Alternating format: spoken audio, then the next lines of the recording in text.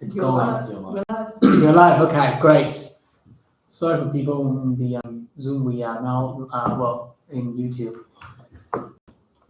Since Isaac is in Zoom, can I propose John to be chairing for the period? If everyone else is happy with that, I'll pass the chair to John at 5:33 p.m. to do my report. Are you happy for me to start? You call the shots, you're the boss now. You started. All right. Some great news. Straight out back, we did some budget reallocation here. Another $10,000 of clubs grant has been exhausted. Again, really pleased to see a really active clubs community out there. And we also then that means that I reallocated 10K. Who's that? Open the door. Just open the door. Are they not joining my Zoom? I actually can't see who it is. Who is that? Is that it's not a board director, right? Just open the door. Just Quite a open, lot of people, so I can't let everyone else just in. open the door. Why not? That's a lot of people. Yeah. Okay, wait. I was wondering if we could sit in for the public portion of the Yeah, how many people is here? we can look up. I just want to make sure that it's Yeah, 18. Do it. So We've got spare chairs. I didn't even go on there. 18 of them. Billy can stand up. Is there any clubs rep here? I mean, clubs rep and clubs committee. So it's only Anika and Ivan. Is Anika and Ivan here? So I just want to find out. How many in total today? 19. Happy to accommodate you guys. Do you guys want to strictly speak on the club's policy section, I assume? Or do you guys want to speak on other matters as well? Okay, that's fine. So, sure. If you guys can just be standing around and watching the game. Okay, thanks.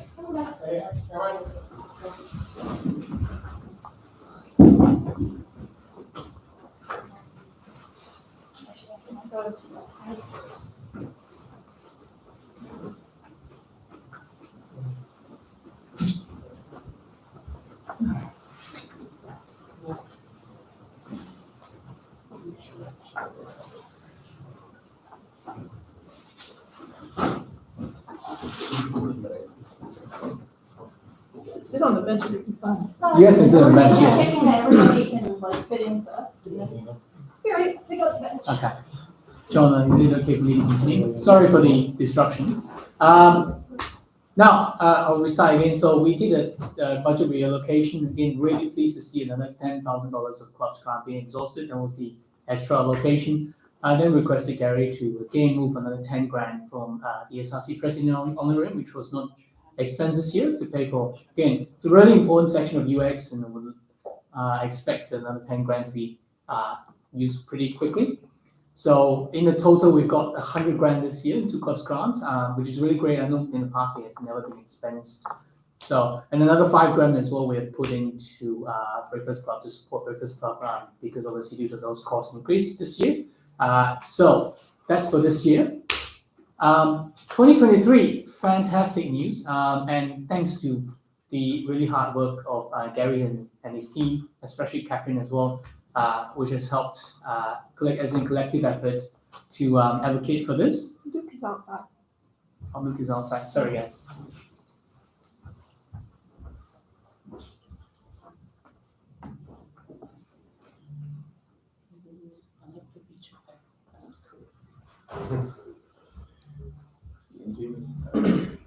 Sorry for the interruption again. 2023. So we will see on top of the student numbers increase, we see a great percentage increase. It's a total of 286 grand to SAT to UX compared to last year. Obviously, we're still pending final approval to VC. That was the final recommendation that gone up to the VC. Amongst very many other things, the greatest outcome here that I just wanted to highlight here is that we're going to get extra 20 grand to COPS grants. So that's going to be total 100 grand that has not been seen over the years. This is a fantastic outcome, I think, for COPS community, which is a really, really active community here. Another 10 grand as well that we will be moving, amended to the initial budget to allow us to continue the 4 days free breakfast fundamentally because of the cost increase to accommodate with that. So those are the greatest, I think, 2 headlines that I want to sort of highlight to the board. It's a great outcome, I think, for our students. The sexual misconduct policy will be hopefully coming live on 30th of November, if I not get the date wrong, which is when the integrity unit will be live. It's a significant moment here, which is when finally issues, especially issues sexual misconduct happening around clubs, the university can now finally act on it. I think it's something that we've been fighting for years, and it's great to see this finally to be in a policy and the university is taking responsibility in this section. Rather than previously we can't just take any actions as a club's issue.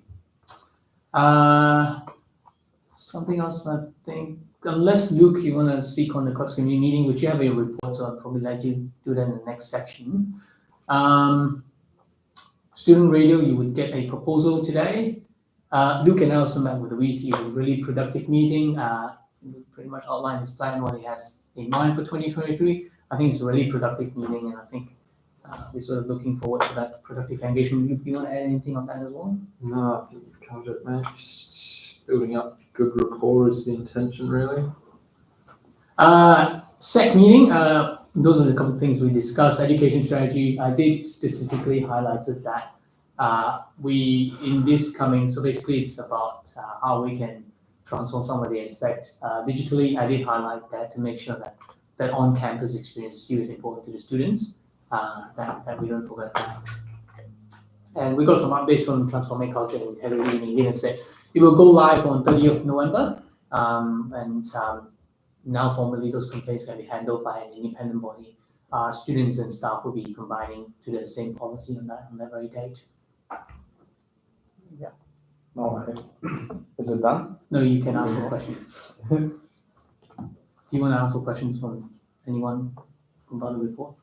Do you have any questions? Any other notable thing? You mentioned quite a lot of, like a large sum of money, of which you only mentioned 30,000. Is there any indication of where the rest of that or some of the rest of that might go?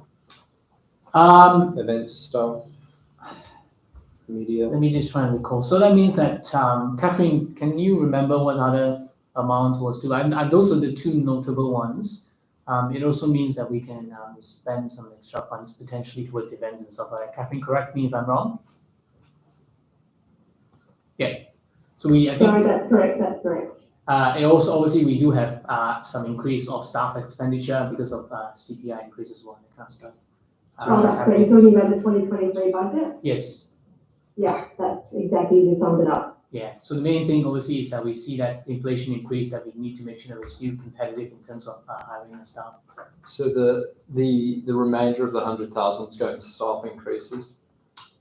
No, not The other strictly. 250,000 at this point. No, not strictly. I think I need to look at the final details, but So you just need to realise that the majority of operational expenses have gone up in relation to CPI. So there's a fair portion, for example, cleaning expenses, just the normal general operating expenses that any business would incur. Those expenses have gone up, and as you can imagine, as you're aware, wages have gone up significantly, and all we have done is match the base increase for all staff, so they are in line with award increases.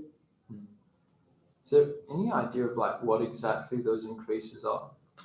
no, you've been Well, providing the budget. and stuff. CPI is a minimum 4 well, not CPI, but 4.6 is the minimum increase, as the majority of any general operator has increased their expenditure, so they've obviously passed those costs on to us, and we've obviously budgeted for those accordingly.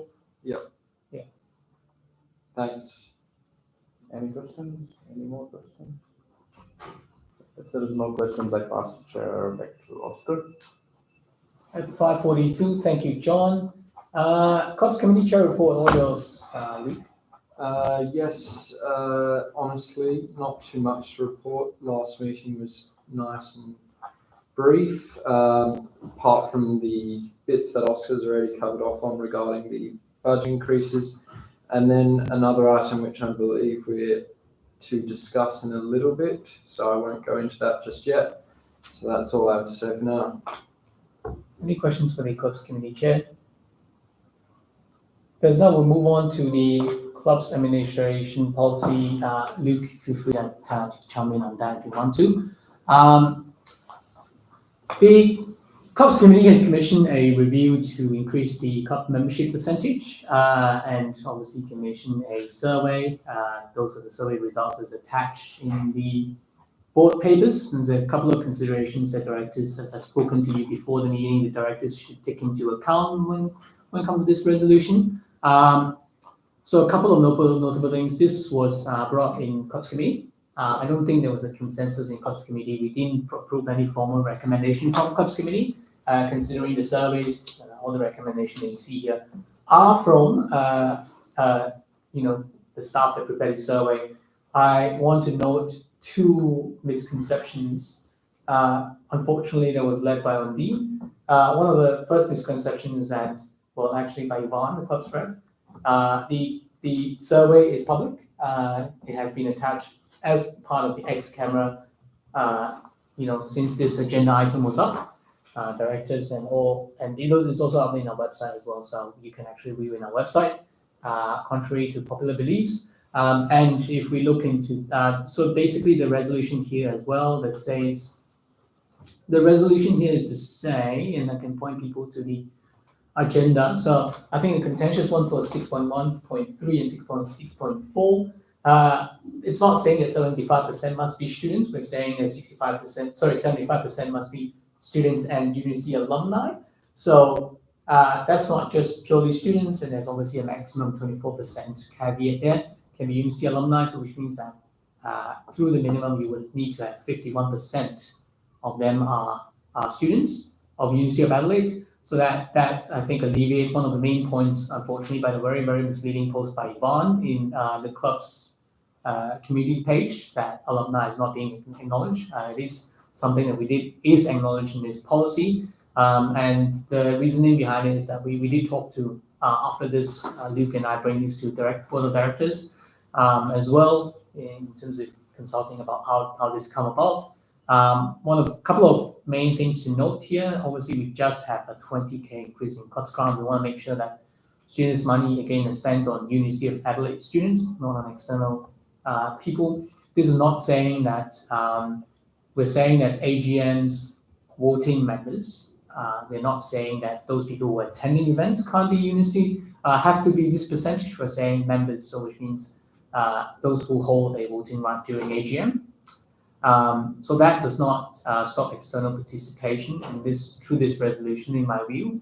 And one of the fundamental things as well is that as the university now take responsibility on sexual misconduct policy, this I think safeguards to ensure that actions can be taken if something were to happen in clubs sort of area, more likely to be taken. I think this sort of helps with that. Another protection. And I do note that, again, contrary to popular belief, the reasoning why it comes to 75% as well is that we come look at this graph. 75% is sort of in the middle, as 7 people have suggested to be 90%, which is interesting. So there's both sides, I think, of this argument. I think the question that was a bit misleading whether it should be 80%. It says no, it could go higher. So I want to highlight that as well. The first question here, unfortunately, some of the answers as we discussed in the clubs committee was politically motivated as well. So it is saying that, are you supportive of raising? So this is strictly asking about should the percentage be 80%? And we do look at this as well. Again, as I said, we do see sort of a bell curve here. So there's a range of percentage that's been given here that people are in support of. So Luke, do you want to add any additional thing to this? Well, I think the important thing to take away from this is the primary motivation behind this increase in mandatory student membership is that realistically, and the truth is clubs are funded by SAF, and SAF is paid for by students. And so ultimately, in the event where we have a club that's got a disproportionate number of external members, which we've been told isn't the case in any of the clubs at the moment, you'd have a large amount of non-University of Adelaide, non-SAF funding people enjoying the benefits of student SAF funding. And so I think we've sort of left the door open by choosing a number such as 75%. You've still got that 25% for external influence, non-university members.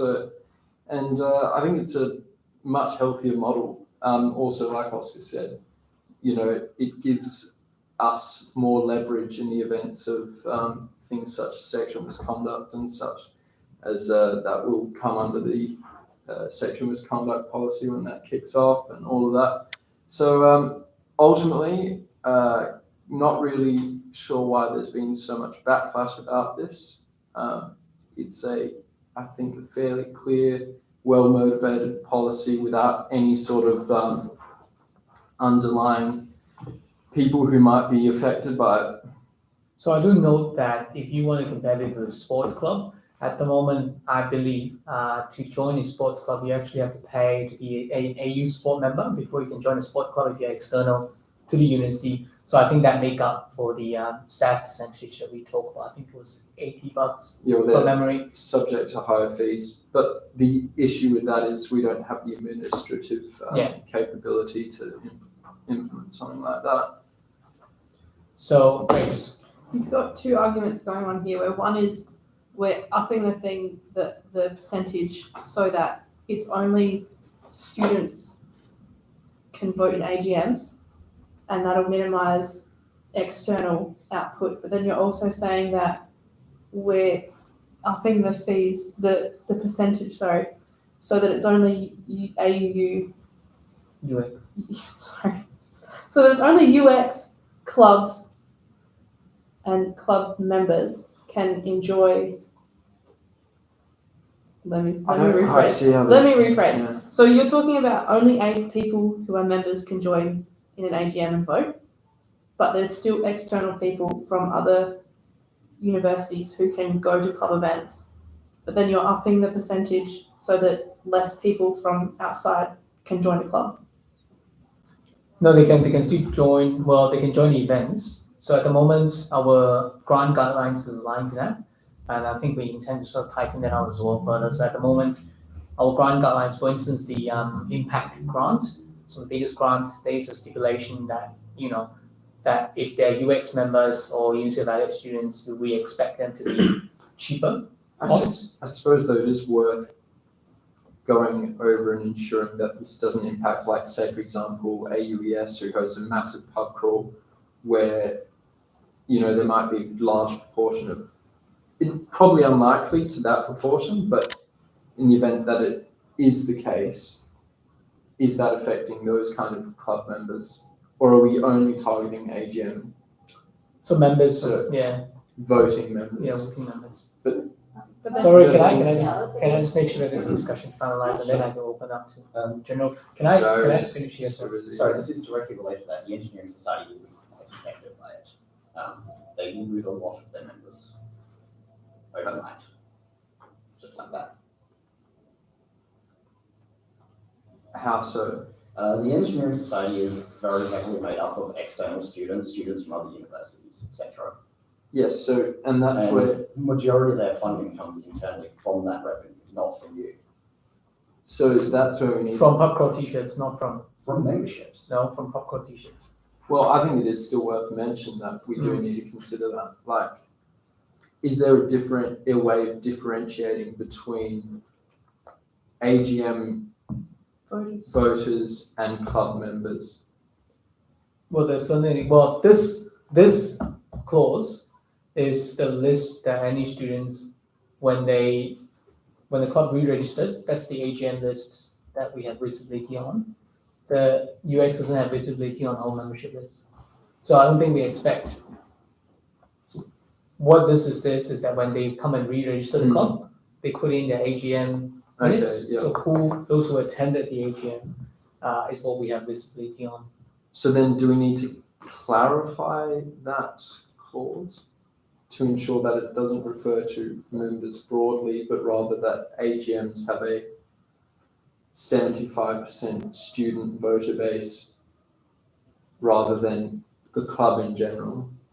We can, yeah, but well, this is, if we look at current policy, sorry, let me just try and get that up a moment. If we look at the current policy, as far as I'm aware, what I think the club staff has also clarified it as well, that at the moment, the only thing that we have visibility on is IGM or AGM when they put in the club's minutes and stuff.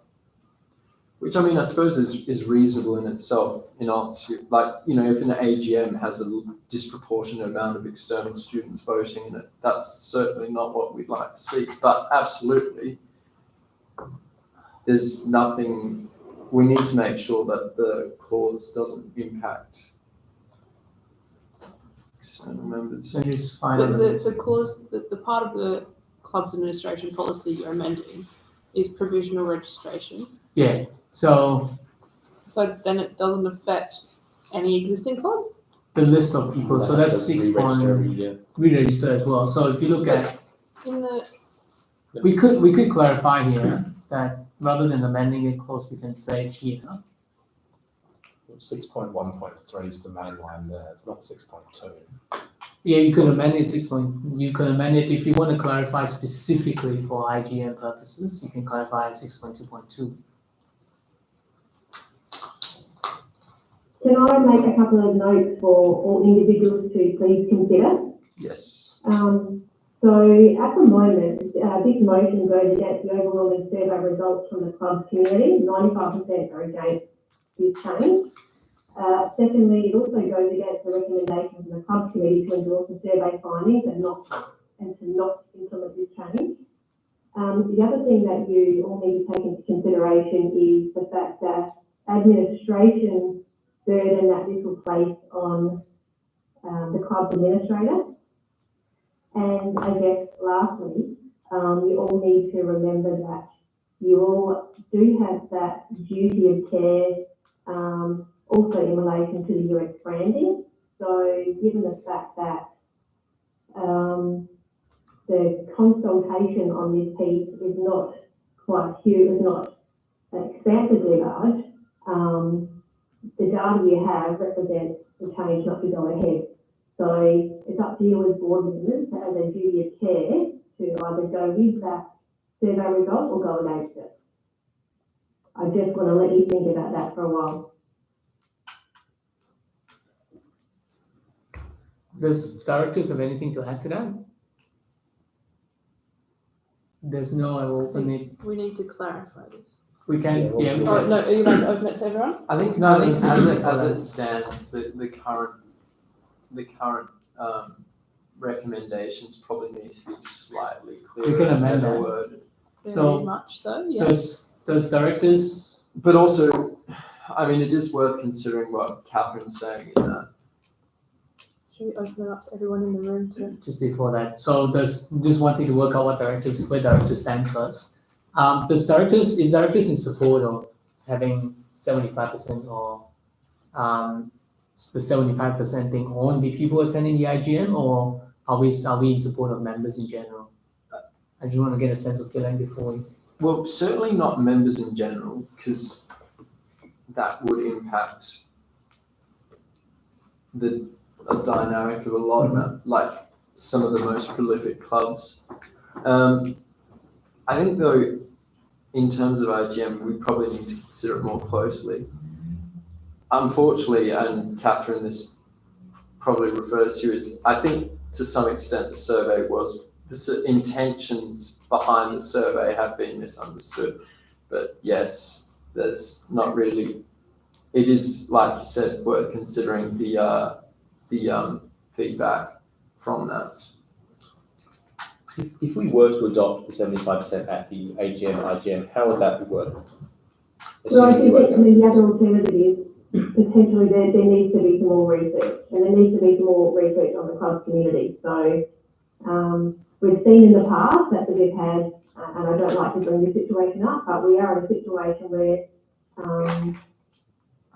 transparency potentially may be an issue. So in particular with this issue again, the more information and the more data we can collect to make a informed decision is probably the best way to proceed.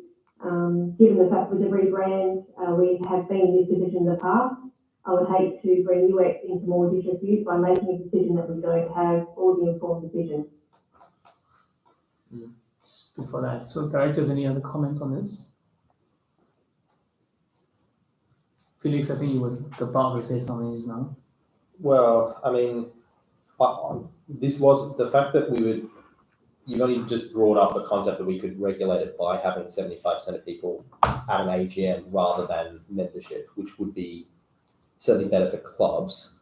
But obviously we don't have wording on that. We haven't done anything on that. Is it possible We could to defer theoretically, at 6.1.4%, club members has the same exact votes, at least 10 IGM attendees. At the moment, 6.1.3 is interpolated both ways, which means that 10 members, and also means that IGM attendees. But the way that we regulate it at the moment is that through IGM, we don't have visibility on the membership lists. For instance, the AUES membership list would be too huge to be sent to us anyway. So normally they would send us the IGM minutes with the people who are attending in that IGM. And then normally what our club staff does is that, does they send 50% of students? Yes, that's fine. So what exact phrasing would you suggest if we were to regulate it at 75% of people at AGMs and IGMs? What would the exact wording be and where would it be stuck? So we'll suggest to put in an additional clause 6.1.4, and then it would be something along the lines at least 10 members attending the IGM. I think So probably you would have, or you have 6.1.3.1. Doesn't matter. It works both ways, but the intention is that. But if we are broadly in support of that intention, I just want to work out the position, then we can work out the wording later. But is that the position the directors at the moment are feeling? Now we can obviously amend our decision after we hear from students. But is that where we are standing at the moment? I certainly would prefer Not liking this. I What? think it then goes against people who are club members who get to choose where the funding on what events they have can't actually participate in their AGM, which is what they pay to do if they pay to join a No, but club. that's the whole point, is the ones who have paid do get to say, the ones who have not paid don't get to. But everybody pays in the Engineering Society, the French club. Like Oh, okay, you're saying mean, like that. like- yes. every member who pays to be a member should have the right to go to the AGM and vote. Right. I think therein does lie a bit of a Like, if- difficulty. Because then, what are you going to have an AGM? 100 people rock up, but there's too many, so you've got to kick out 10 and how do 10 you members of a control club. How do you know if they're a member, an alumni, or a student from another university? it? Who has paid the membership? Who has paid the fee? membership to be a part of that club? Fair point. I think we need to table this. Is director amendable to a lower percentage than 75% or? I'd love a lower percentage if that's on the cards. Yeah. But And I think it Can we probably should open be it up to deferred at this students? point. Yes, just 1 second. Yes, Billy. I was just going to say, I mean, everyone in the room is like the position of the survey was pretty clear. Like, it's not like the survey was really like very supportive of going, oh yeah, if it just needs to be 60%, then then it's completely fine. The survey pretty overwhelmingly said we don't want it, and I think it's quite. When you earlier said, Luke, people didn't understand the intention of the survey, sort of, and I might be getting you wrong, but the intention of the survey shouldn't have been to increase membership fees no matter what clubs members said. The purpose of the survey is to gauge interest, and then everyone's here sort of saying that, oh, what club said is wrong, like let's find a happy medium to increase it by. Like increase it to 51%, the statutory like minimum, because that's what club's president said. The club's president. Or club's community. Yes. What's your name? Marika. Mary? Marika. Marika, sorry, just for the minutes purpose, how do you spell your name? Marika. Marika. Did you get that, Caitlin? MARIA. IKA. IKA. Got it. Yes, would you like to? Yes, I had two questions following what was recently asked. One being if the results of the survey seem to strongly favour a particular opinion and don't seem to reflect expected answers to what was explained in the survey, would it be worth clarifying the details of this new policy with the student body and attempting a resurvey at a later date? And the second question being, with the current proportion of 50% of club members and AGM attendees needing to be students, that often isn't breached, so it's fairly a passive thing to be aware of. But with an increase to 75%, that might be hit more often. Will you be providing any guidelines for clubs on how to decide which people cannot attend the AGM in order to maintain these ratios? That's what I'll be expecting following from this resolution. I mean, I just wanted to clarify to everyone, again, contrary to what Onti has been reporting, which unfortunately mostly is false all the time. This is a position that we worked out through discussion with directors, which is why we still have discussion in both meetings. It's not a decision that we just one thing to bring to today and vote on. Again, I think that's a lot of misconception from people, unfortunately, which is why we're having this important discussion. So I would expect that if we were to pass something today, that would be following and that will be announced, which is a commitment that Luke and I made in COPS committee to say that we will be communicating these changes. Obviously, I know that in the past we haven't been able to do that well. It's something that we seek to improve on. I think one thing that does need to come out of this meeting is, as the results from the survey and what the investigation into statutory requirements, we do need to increase it to 51 this meeting to make sure we're in line with that. At the very least 51, yes. But then going forward, it might not be a bad idea to workshops and get slightly clearer. Well, firstly, make sure our survey is better understood with its intentions. But yes, I don't know, it might be better to table this and discuss and really investigate the implications. What's your name? Cooper, COOPER. Did you get that, Caitlin? Yeah. Okay, yes, Cooper. Can you outline what club you're from? I'm from a couple of different clubs. Okay. RPG Club, SCA, which is a model hockey club. Actually, random question. You're part of quite a few clubs. What would you say your student to external student ratio is? Within the clubs that I'm in, I don't particularly know that much of it. Don't look at it in the SCA, but for the most part, the RPG Club and the other club, the Model Hockey Club, we have about 60% of the people being students and about 40%. Model Hockey Club's got an 80%. Yeah, RPG Club's about students come in, so. The RPG Club's about RPG Club, 35, 40%, but yeah. So you were going to say something? Yeah, I was going to ask if what you're essentially saying in response to, sorry, I forgot the name. Marika, so good. Marika. Is that upon passing your decision, you will then look into the ramifications of said decision. No, I don't think that's accurately reflecting what So I'm you're saying saying. that you have Can I finish that? Can I finish that, please? What I'm saying is that we have considered multiple sources. We're discussing directors. We're discussing obviously through surveys. We've discussed that via the clubs committee meeting. That's through the consultation that we've done. This is the position that we have arrived. We haven't passed that yet, so don't assume that just yet. You know, actually, what I do think would probably be the best outcome going out of this meeting is meeting the requirement and then pass it, because obviously we still have that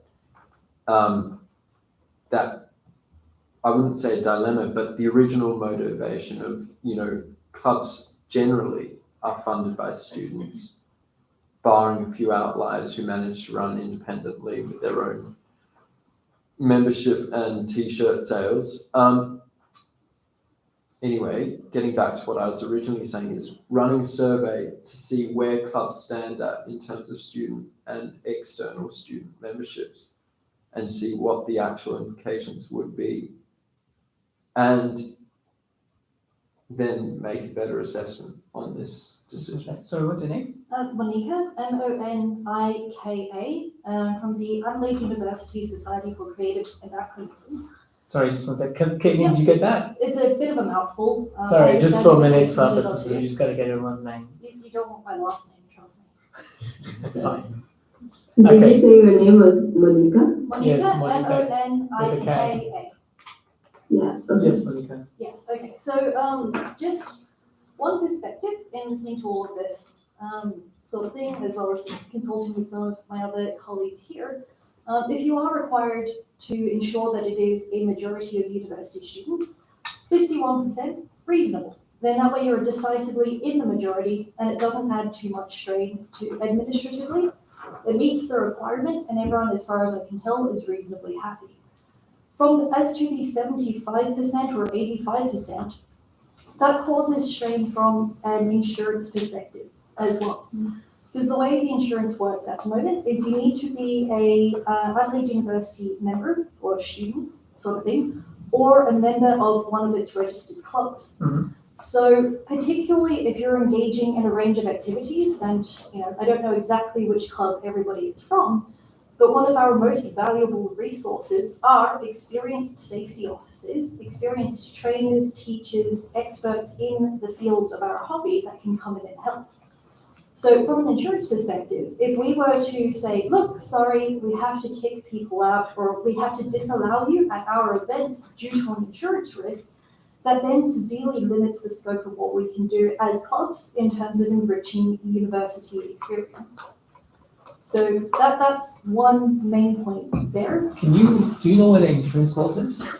Yeah, I can bring it up. Is that just in your license agreement? So it's on the YouX website. Is that in the brand license agreement or is that something That's else? not what the grant It's the is. separate insurance which the university offers to Yeah, clubs. yeah. for- I was just thinking where that clause sits. I was just curious. So Yeah, keep no, going. that's, Yeah. so from an insurance perspective, I'd much rather that we get the community support easily, administratively simply that we need in order to support the activities that are specifically for our students here. So does everybody here sort of agree with that sentiment?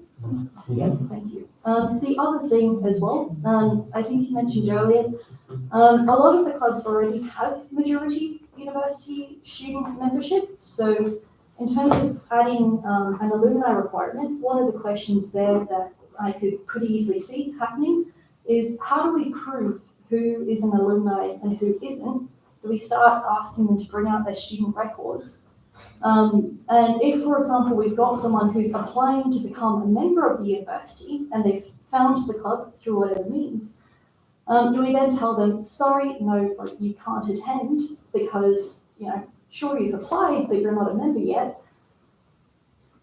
That sort of severely limits our membership scope from that perspective as well. So I'm actually curious to see, to look into the clause or the insurance clause if at the moment indeed that anyone who is saying, for instance, a guest speaker coming to speak for an event is not covered for an insurance. That's actually quite because interesting. then they'll need to sign up for a club, so which I wouldn't mind, Yeah. to be honest. More club members, not a bad thing. Yeah, exactly. And then we can always say, especially in our marketing, that this person was a club member.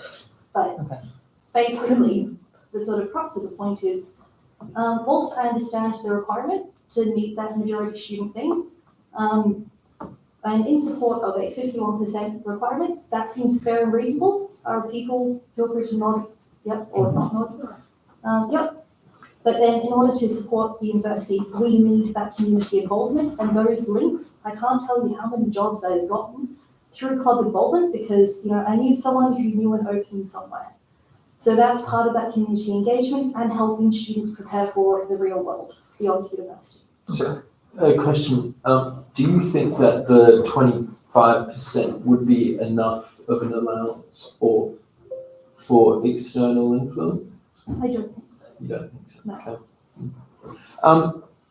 The other thing, before I forget, is the only issue we have with imposing 51% on a 10-member IGM is it's not really possible. You just need 6 members.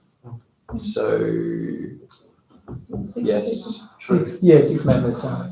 And then as the scale grows larger, the thing dilutes. Yeah, okay. Can I get your name? Louise, Louise. How do you spell that? Louise. Yes, Louise. I'm from the Adelaide University Choral Society. I also wrote the article you keep being so happy about. I wasn't really happy about it, but Yeah, I'm continue. shocked. Yeah, so we're in quite a similar position to the Creative Anachronism Club in that we have, I don't know how big you are, but we're quite a small club, and we rely a lot on external members to provide their skill. Because I don't know if you've heard a bunch of people who've never sung before, but I'd like some people who have.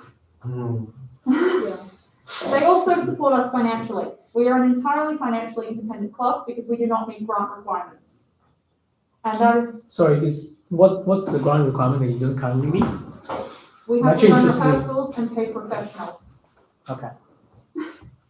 No. So we pay every year for our accompanist and our conductor. I can't imagine that that's coming under any grant Can requirement. that not be under the events grant? No, Have you tried applying and be rejected? no, because we don't need to, Okay. because we have external members. But yes, also, they're lovely people, and I had to tell them last night that there was a chance they would not be welcome back next year. What is the ratio of non-members to members? 65% currently. 65%.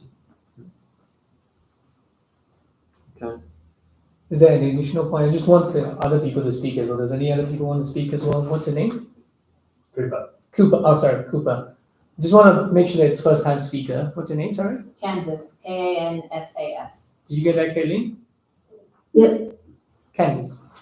So the main thing that I was wanting to ask is you've already discussed about the financial aspects of the idea of where this has come from, but we've kind of established that even with smaller clubs, but especially with larger clubs, if there is a situation where we're fine because most of our clubs are already at the 75%, have there actually been any issues or any complaints that have been brought forward Yes. that have? That's sort of what catalyzed this whole thing. Yeah, it has. So, unfortunately, your club has struggled to maintain a percentage, and I believe it has been. So what I'm trying to find. Rectified. Yeah, it has been rectified in the Adjusted. end. It took several rounds, and it is why it sparked this whole thing.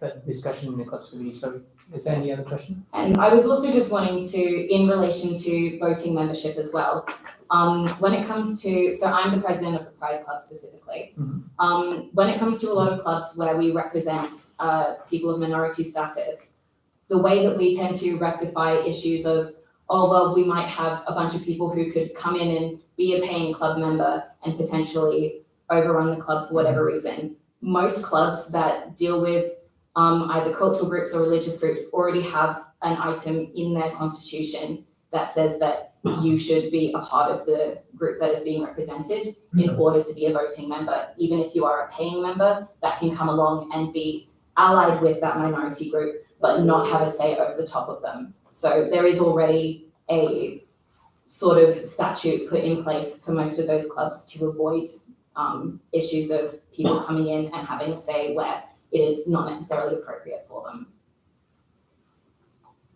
Okay, does any other people want to speak? I just want to see around the room just before. Yes, Cooper. Sorry, not Cooper. Tristan. Tristan. Tristan. Yep, noted. So you go about protecting the interests of the students here. We have the presidents and committees of probably over a dozen clubs here in some form. The intentions and the wants of the students here are very clearly telling you that the students don't care that up to half the student base or half the club's membership base is not students. Most of us that are in clubs with fairly high ratios, I can firmly say the club would not be the same if a lot of those people left. We don't care that some of our money is going to those people because we are really good friends with them. They make our time at university better. They make the whole university campus better. Those clubs, as you mentioned, that could have issues with people that are possibly undesirable, have something in place to prevent that. The clubs have considered this. Most I respect that opinion. I don't think, unfortunately, most club presidents are privy to the unfortunate incidents happening in clubs, and there's no action that can be taken to those, right? Sorry. If I can, unfortunately, there can be no action taken to those people because solely they're external people. Sorry, but So perhaps as a good option here, the board here plus the club's board should sit down maybe quarterly, invite any club presidents that want to come along, discuss these kind of matters with the presidents. Let them take it back to the clubs, let the clubs come back to you. You don't need to send out a sort of wishy-washy survey that might be misinterpreted. When you can sit down and have a face-to-face conversation like this. we do clubs meet up. We did discuss this So I issues suppose- with clubs president.